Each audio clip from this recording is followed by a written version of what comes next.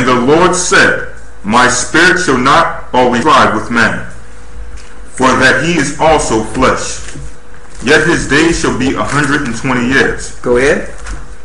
There were giants in the earth in those days. There were giants in the earth in those days. Giants is Nephilim. There was Nephilim. Where did the Nephilim come from? The Nephilim came from the mixture of the daughters of men with angels, who are called in this chapter the sons of God. Read. And also after that. And also after that. It happened after the flood. Read.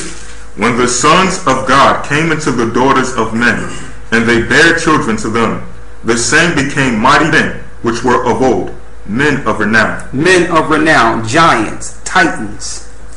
They were like gods on earth. This is the origin of your gods. This is your Greek mythology.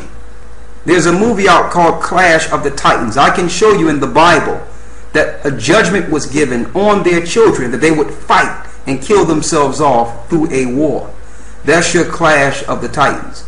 All these animals that you see in these movies were real. Before the flood, the Most High flooded the earth because of the splicing of animals. Because if he didn't stop these new hybrid beings, men would be consumed. People would be consumed. And these same sorcerers that are in the earth today are trying to use legislation and technology to do today like they did during the days of Noah. The mixture of people, DNA, making alternative animals. They're doing the same thing today to kill off the Most High's creation.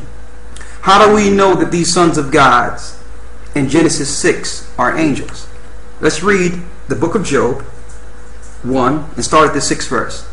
Job chapter 1 verse 6. Now there was a day when the sons of God came to present themselves before the Most High. Go ahead. And Satan came also among them. And Satan came also among them. Go ahead.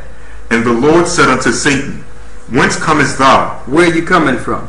Go then ahead. Satan answered the Most High and said, From going to and fro in the earth. I was just in the earth to show you every sundown the angels report to the Most High. And at that time, Satan, the fallen angel Lucifer, who turned Satan, was able to go before the throne and report to the Most High. So the sons of God are angels. Okay?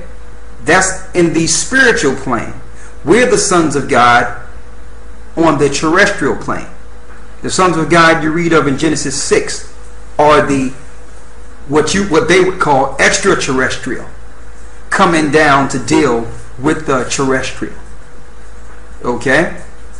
Now, let's go to 1 Peter 2 and 4. 2 Peter 2 and 4. Read it. 2 Peter chapter 2 verse 4. For if the Most High spared not the angels that sinned. If the Most High spared not the angels that sinned, what was their sin? Their sin was coming down to the earth, posing as some of these women's husbands too. It'll tell you that in the book of Jubilees. And sleeping with women and bearing children. Read. For if the Most High spared not the angels that sinned, but cast them down to hell. But cast them down to hell. We know that they are in hell. The angels that did this are bound. Go ahead. And delivered them into chains of darkness. And he delivered them into chains of darkness. Go ahead. To be reserved unto judgment. To be reserved unto judgment. So the angels that did this they are in hell. The angels that did this are bound. Go ahead. And delivered them into chains of darkness. And he delivered them into chains of darkness. Go ahead. To be reserved unto judgment. To be reserved unto judgment. So the angels that did this are the fathers of demons. And I'm going to prove that. They are the fathers of demons. Go to the book of Jude, the 1st chapter and the 6th verse. Jude chapter 1 verse 6. Read it. And the angels which kept not their first estate. The angels which kept not their first estate was the heavens. That's where they lived. Estate is habitation. Read. But left their own habitation. Go ahead. He hath reserved in everlasting chains. Now they're in everlasting chains. Until judgment. Read. Under darkness until the judgment of the great day. Until the judgment of the great day. Until after the 1,000-year reign of Christ. Then they'll be judged. That's why it tell you in the book of Corinthians, know ye not that ye shall judge angels? What angels? At the very end, the elect will judge the fallen angels that are still fallen unto this day. Like Enoch judged the fallen angels before the flood. Read 13. Verse 13. Go ahead. Raging waves of the sea, foaming out of their own shame. Wandering stars. They are what? Wandering stars. They were wandering stars. So these angels were stars. And that's why you have in your worships, in your Greek mythology, you have your involuntarily worshiping of planets and angels. It's worshiping of the stars. These are wandering stars. Read. To whom is reserved the blackness of darkness forever. Whom is reserved the blackness of darkness forever. You notice when someone become rich and famous in our society, they are called stars. So some people might ask, well, what do being a good singer or a good act like Denzel Washington or being a popular person, what did it have to do with you being a star? A lot of people don't know that rabbis over synagogues are gatekeepers. What they do, they get riches and power by presenting souls. So when you go through, when you go into the music business or into entertainment, who's over them? Jewish powers. So if you got a certain talent, they'll take you to a rabbi, you sell your soul, and you get a star that's over you that can help you win in this society, that can help you get anything you need while you're in the earth. But it requires sacrifice in your soul. The rabbis get paid for this. They are gatekeepers. That's what your Jewish rabbis are. They look for the talent, they make an agreement with the talent, and then they bring people behind closed doors.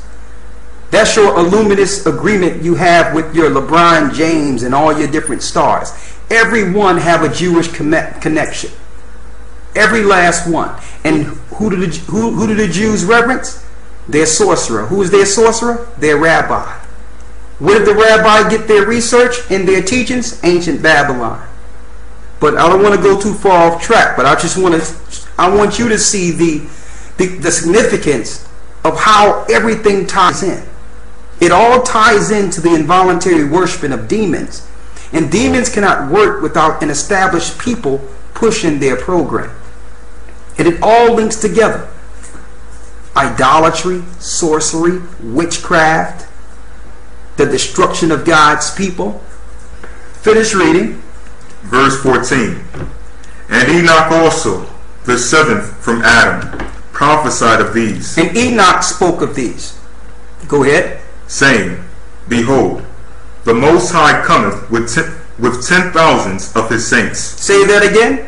Behold, the Most High cometh with 10,000s of his saints. The Most High come with 10,000 of his saints. Now notice that it says Enoch prophesied of these things to show you that Jude was reading Enoch. So why is it that we cannot read this passage Jude is quoting in the Bible? Why? Because if you find the information, you will actually expose the spirits that the Catholic Church is worshiping. So they don't want you to know that this happened, because you would be able to identify them as Satan worshippers, idolaters. So they could not give you the information of Enoch. Why? Because they're worshiping the fallen angels. So they taught in their theologian schools, no, there was no fallen angels. This in Genesis, those are the sons of Cain, or the sons of Seth, sleeping with the daughters of Cain. Lie. They are hiding the gods they are worshiping. Why? Because if they fear that if this information get out, the people will stop worshiping their gods. Your worship give their gods power. Your worships and prayers to their gods, even in ignorance, fuel this empire. So when we bring our prayers back to the Father, their empire dwindles, it falls. Read. Verse 15. Read it again. Verse 14. And Enoch also, the seventh from Adam, prophesied of these. So what did Enoch prophesy?